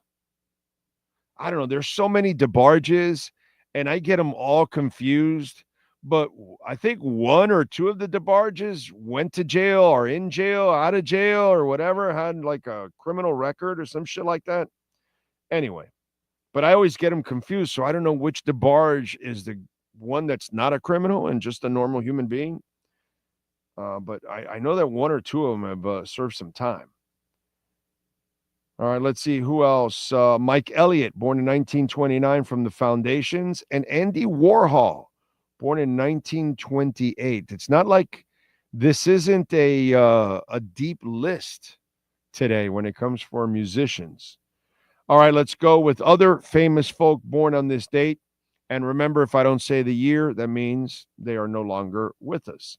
Basketball Hall of Famer Henry Eba, born in 1904. Actress Lucille Ball, born in 1911. Hell of an actor Robert Mitchum, born in 1917. Let's see.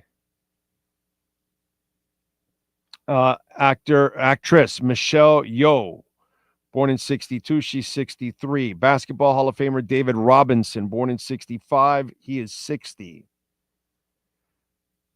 Actress Vera Farmiga, born in 73. She's 52. She's in the new movie that's coming out now, because I'm going to see it for sure. Solomon Fry, born in 76. She's 49. Melissa George, the actress, born in 76. She's 49. Model Adrian Curry, born in 82. She's 43.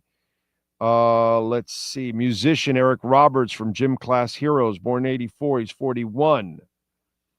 Sean Stanley, do you have wrestlers born on this date, sir?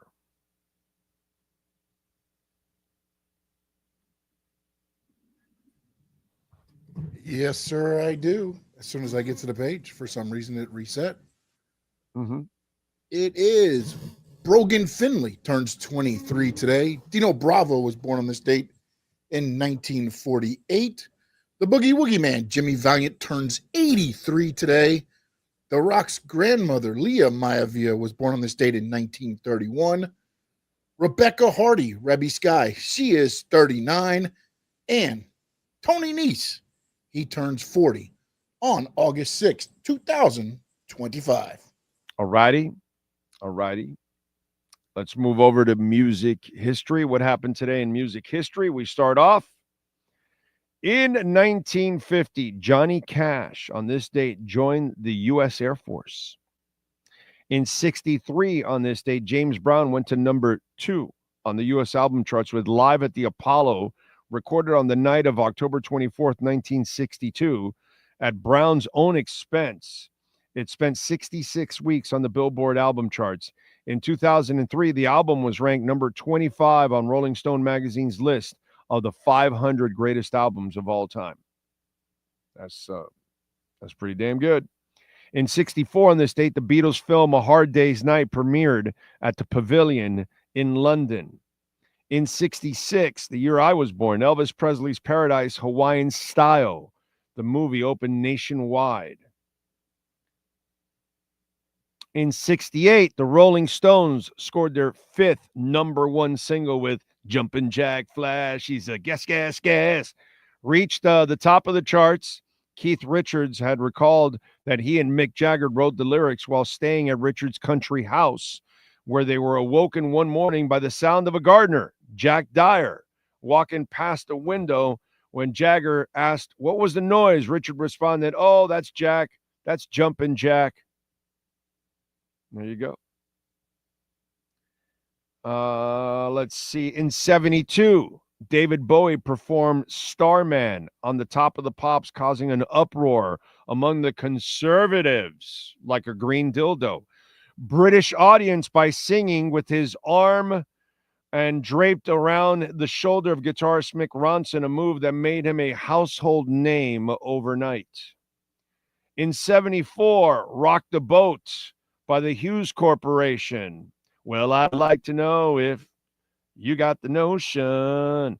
Anyway, it became the first disco song to hit the top 100. Did not know that. Rock the Boat was the first disco song. That's what's considered the first disco song. Okay. How about Van McCoy in 79? They released The Hustle. He also died of a heart attack at age 39. Also in 79, the B-52s released their self-titled debut album, and it featured Rock Lobster. In 87, Echo and the Bunnymen released their self-titled 5th album. It featured Lips Like Sugar, Sugar to Kisses, The Game, and Bed Bugs and Ballyhoo. I effing love that song. That's one of my favorite songs from Echo and the Bunnymen. If you want to hear a song that will remind you of the Doors, I want you to listen to Echo and the Bunnymen, Bed Bugs and Ballyhoo. Okay, great song, but there's an element of it that you hear it and you're going to go, shit, that gives me like a little Doors feel to it. All right, check it out. Check it out, baby. In 89, Tom Petty's first solo album, Apart from the Heartbreakers, Full Moon Fever, charted at number 3. In 2003, Beyonce featuring Jay-Z started a 3-week run at the number 1 spot on the UK singles charts with Crazy in Love.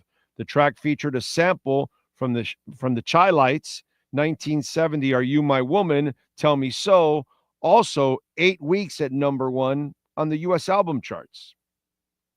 In 2005, Grammy Award-winning rap star Lil' Kim was convicted of perjury and conspiracy in March of 2005 and was sentenced to a year in jail for lying to a grand jury to protect friends. That's how you got to do it, bro. I mean, ask Greg Anderson, how he protected Barry Bonds.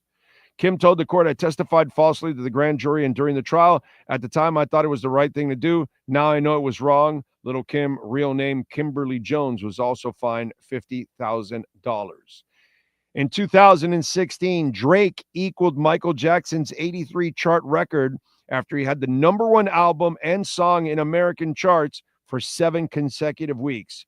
Views and One Dance remain unbeaten on the Billboard charts, respectively. And in 2017, Jay-Z's digital-only album 444 went platinum within 5 days, despite limits on who could access it. The music was only available on Tidal and to customers of Sprint. That's impressive as hell, dude. That's like ridiculously impressive. And finally, in 2020, American singer-songwriter Charlie Daniels died at the age of 83 of a hemorrhage stroke. He's best known for his contribution to Southern rock, country, and bluegrass music, and scored the 79 #1 country hit, The Devil Went Down to Georgia. He was in a bind. He was way behind. He was willing to make a deal. All right, let's see what else. Maybe there's some birthdays I forgot because this one sometimes has stuff that I did not mention. Nancy Griffith was born today in 53. She passed away in 2021. Inspector Deck of Wu-Tang Clan is 55 today. See, those weren't there. Did I mention 50 Cent? Curtis James Jackson III is also celebrating a birthday today. He's 50. And that's it. There you go. I like this one because it has it's pretty thorough. And I only went through a portion of the history. Like there's like 4 or 5 more times of what I read in that list. So I can actually next year at the same date, I can pick and choose different things that I haven't read. So it's cool. Anyway, there you go. There you go. There you go. There you go. Hey, Thaler. Scotty the Sailor. Hey, greetings from the Poopy Pike southbound in Boca. Are you ready for Boater Beck and the Canes to go 12-0? Angle your dump and whip out that old hog. Ski off, my brother. Canes 33, Irish 20. I like it, Scotty the Sailor. Although, you know, I'll give you my prediction towards the end of the month when we're closer to the season starting and we know where the injuries and all that. But right now I'm looking at 11-1. That's what I'm predicting for the Canes. 11-1 and an ACC conference championship appearance.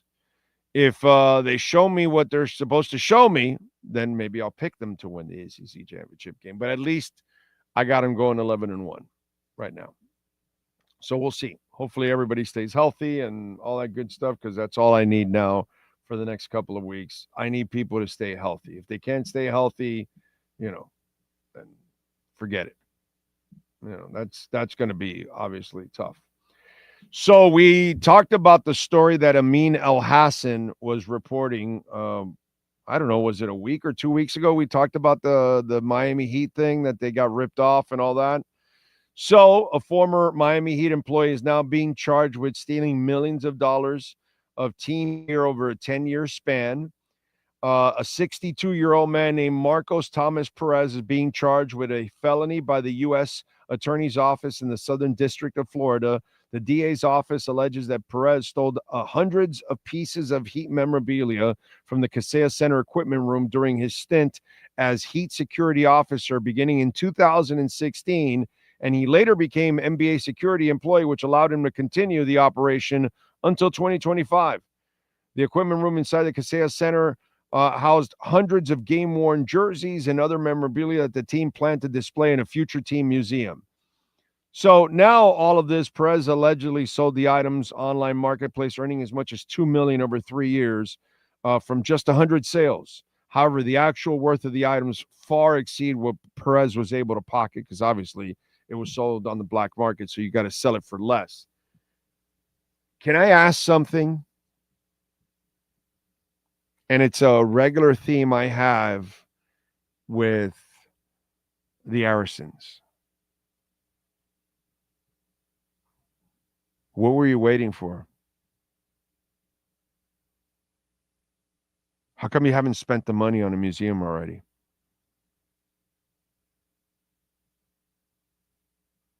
I'll take a guess. You're frugal. That's why you're not willing to tear it all the way down, because people won't show up and they won't have as much interest, so you'll have less money coming in, and you'd rather keep people teased enough that they'll show up. And the Mike Miller thing with LeBron, you knew it was going to piss off LeBron, but you didn't want to pay the money, and I get it. And it was a smart move, but at the same time, it was also a money move. And, it's like, yeah, you're willing to spend, but like you're willing to spend if it's, we're getting Shaq. Okay, yeah, we'll do it. Okay, well, LeBron, but you don't really take the chances that you could really take, So I'm just saying, and you don't go to the extremes. And I'm just wondering, like, when were you going to create a museum? Like, what were you waiting for? I'm just wondering.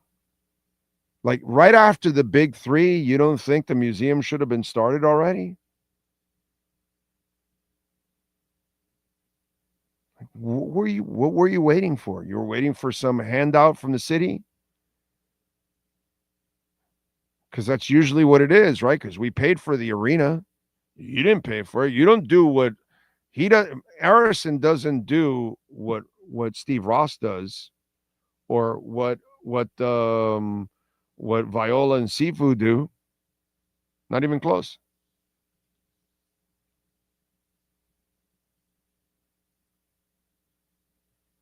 So I just want to throw that out there. You know what I mean? Like, there's a lot of, lately, unfortunately, there's been a lot of incompetence with the Heat. The way they run the organization the last 10 years, they're lucky they have Spo. Spo has made up for every screw up that they've had. And then this, like, you had somebody stealing you blind and you had no idea what was going on. And, this is for a museum. Well, bro, when were you going to build that museum? 30 years from now? Like, you already have more than enough stuff for a museum. Way more than enough stuff. This comes from a show that has actually talked about this, literally, why they have not built a museum there. Multiple floors, restaurant, all that. I've talked about this many times. Like, you got them. It's not like you don't have the money. When you have the money, Jorge Mas, you'll make it happen, bro. When you have the money, Viola, you make it happen. When you're Stephen Ross and you have the money, you make it happen. How come it doesn't happen there with the Heat?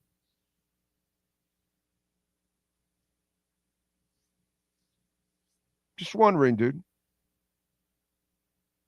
I'm just wondering. I watch what the other owners do, except the Marlins. They're broke. They're a joke. But seriously, like, you lack no cash, dude. What were you waiting for? Why haven't you built one? Because it isn't because you're waiting for some permit or something. You're Mickey Arison, dude. You can make anything happen down there. You can do whatever the hell you want down there. You can make any power play you want happen. How come?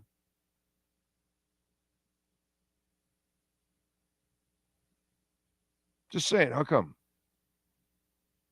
I watched Viola and Sifu build a beautiful practice rink and all the stuff that they're spending money on and everything. And I look at the Moss brothers. They built a stadium in 8 months with an academy and everything, and now they're building Freedom Park.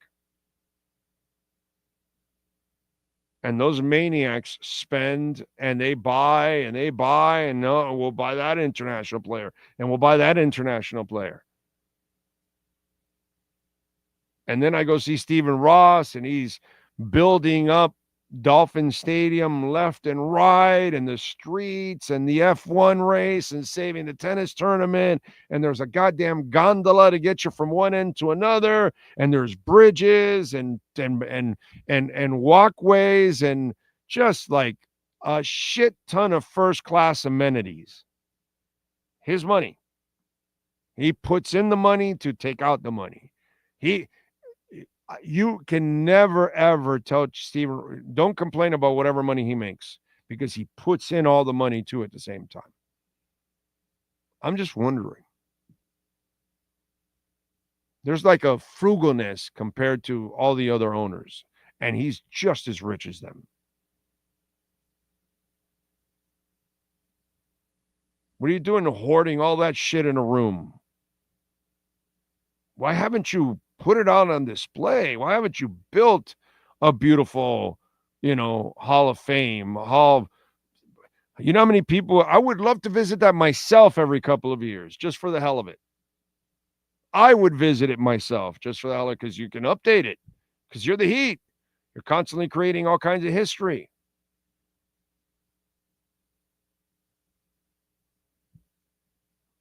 I just see like the last 10 years, and it's not the same organization. They don't carry themselves with the same kind of authority and confidence. And all. They may act like it. People may write about it, but the results aren't there anymore. And this is just another extension of, like, what is going on there, bro? And when I see that was for a museum. When were you guys going to build this? What are you waiting for? All your guys are alive that have created all these memories. You can have signages there and appearances, restaurant, viewing, road watch parties there. You can do all kinds of stuff, a museum, sports bar, NFTs, all kinds of, I've talked about this. This is not like something new. This is not hindsight, none of that shit. I've talked about this. Like, why haven't you done this? And then this theft happens, and I'm like, why are you people constantly asleep at the wheel at the Miami Heat? That's what you've become the last 10 years. The team that is constantly asleep at the wheel and does all the wrong things. Oh, yeah, Kyle Lowry's a good idea. No, it's not. No, it's not. Bringing everybody back again. No, it's not. Keeping Jimmy Butler. No, it's not. You didn't know when to get off the gravy train. Signing Whiteside and Dion Waiters. No. Listening to LeBron to draft Napier. Terry Rozier, whatever. It's just, you just wonder, wow, what a fall from grace. What a fall from the echelon. Because they don't come close to the Panthers anymore. The Panthers are the only team that's like doing it right. Inter Miami, they're spending. They just kind of don't know really how to do it, but they just keep throwing money to every problem and they hope to fix it that way. not really a lot of method to the madness. But the Panthers, there's like a plan. It's different. And I feel bad for the Heat because this is just like so weak for them to be taken advantage of for years like this. And then to basically ruin what you were going to set up. And why haven't you set it up already? That has to be money and cheapness, because you could create the opportunity. You know, if you're going to build a museum, you keep waiting, more property gets taken up. So you must know where you were going to build it. So why haven't you built it? Well, that's your own doing. You could have built a museum. You could have already built another revenue stream. But I guess, were you waiting for some kind of handout to create that revenue stream? I'm just saying. I mean, I'm just going over the track record and what's been going on. And, you know, if there isn't part of a city type thing, it's not really done. They try to look for a way to do it where they're not really spending the money. So I'm just saying, this is kind of your own fault. It's kind of embarrassing. It really is. Don't forget, please smash the hell out of like button. Still not even over 100, man. What else? And thank you to all that have hit the like button. I appreciate you all out there. Mickey Harrison built the arena on the back of tax dollars. He could have come out and packed and built it himself, but he was too cheap to do so. And back then in 99, 2000, it would have cost less. Yeah, it cost less than $200 million. Cost, I believe it was like $186 million or something like that.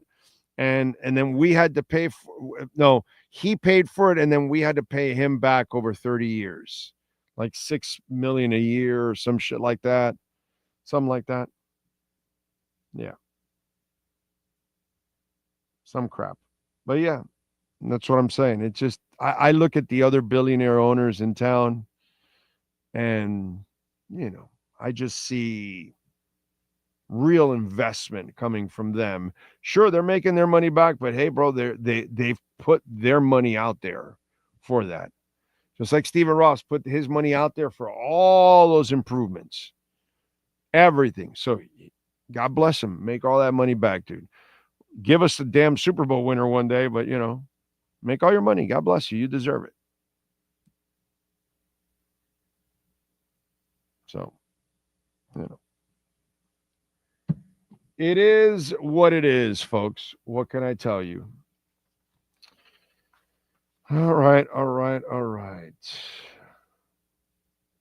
Don't forget, folks, Friday we're at Acura on Friday, are we?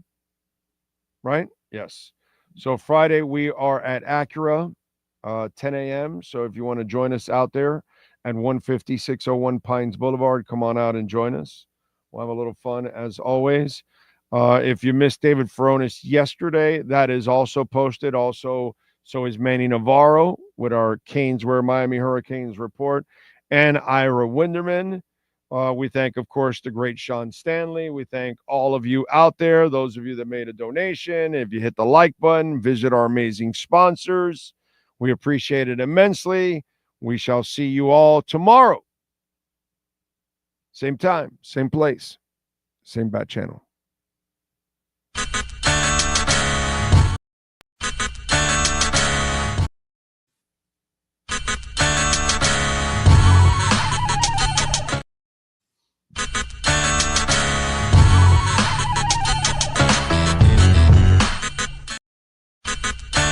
Just one.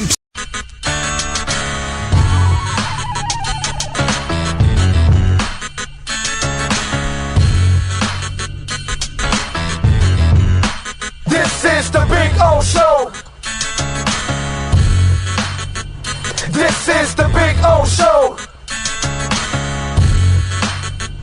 This is the Big O Show.